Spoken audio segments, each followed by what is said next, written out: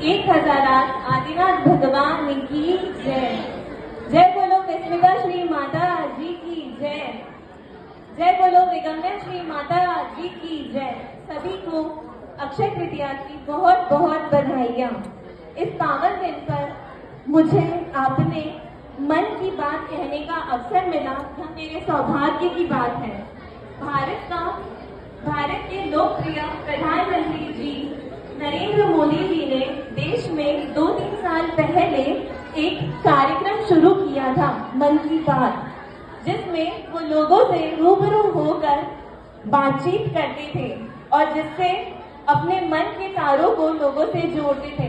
तो उसी तर्ज पर मैं अपने मन के बातों को आप सभी महानुभावों के दिलों के तारों से जोड़ने की कोशिश कर रही हूँ। हर किसी को अपने दिल की बात कहने का मौका नहीं मिलता है और उनकी बातें मन में ही रह जाती हैं, लेकिन मुझे हमारे माननीय अध्यक्ष जी ने, दिलीप चाचा जी ने मुझे अपने मन की बात कहने का मौका दिया। इसके लिए मैं बहुत ही आभारी हूँ। मैं डॉक्टर रुचिता जैन अपने मन की बातें आपसे शेयर करना चाह रही हूँ।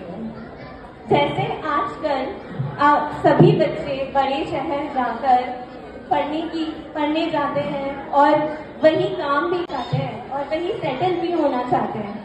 मेरे विचार से इसके 2 कारण हैं।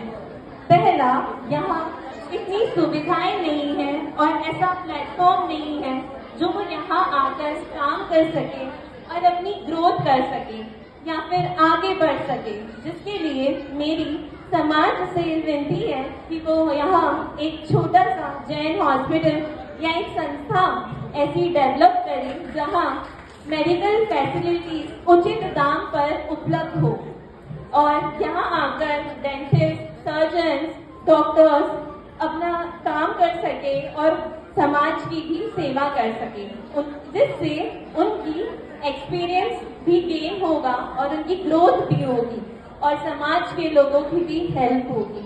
ऑफ कोर्स उनकी हेल्थ भी अच्छी रहेगी। तो ऐसा मान लेते हैं कि यहाँ पर एक प्लेटफॉर्म है, पर क्या आज की जनरेशन यहाँ आना चाहती है? जरूरी नहीं है। तो दूसरा कारण, जो बच्चे बाहर जाकर रहना चाहते हैं, मेरे हिसाब से उसका यह रीजन है कि उन्होंने इतनी हायर स्टडीज की है तो वो वहीं सेटल होकर काम करना चाहते हैं। लेकिन एक्चुअल में स्टडीज का मतलब है कि कैसे हम अपनी इंटेलिजेंस और विजडम को यूज करके, बल्कि ये हम जैन होकर हमें लोगों की हेल्प करनी चाहिए और आगे बढ़ना चाहिए। तो मेरी सबसे विनती है कि आप आए और ब्लड डोनेट करें। हम हर 3 महीने में एक बार ब्लड डोनेट कर सकते हैं। आप अगर 3 महीने में नहीं कर पा रहे हैं तो कम से कम 1 साल में 2 बार करिए। Thank you each and everyone for having patience in listening to my speech. Thank you. इस बारे में बात चल रही थी तो मैंने देखा जितनी छोटी छोटी बहनें वो आपस में बातें कर रही थी, क्योंकि जितनी भी यहाँ बहनें ना, उनके छोटे जो 8th स्टैंडर्ड के बच्चे, उनको उन्होंने बाहर पढ़ने भेजा है। मतलब सोचो कि हमारे समाज में इतना पैसा होने के बावजूद भी हमारे ये जो छोटे छोटे बच्चे जो मम्मी पापा का साथ चाहते हैं और जो परिवार के साथ रहने की उनकी उम्र है, उस समय हम उनको बाहर भेजते हैं। तो मैं विशेष अनुरोध है समाज के वरिष्ठ और धनवान व्यक्तियों के लिए कि वो थोड़ा सा इसमें पहल करें और यहाँ पर अच्छी एजुकेशन के लिए विद्यालय का निर्माण करें। अपने मन की बात अपनों की, यहाँ आप सब मेरे अपने हैं। बहुत ही सुनहरा अवसर आया है अपने मन की बात रखने का। इस संदर्भ में मेरा विषय है आधुनिक नारी और पारिवारिक सामंजस्यता।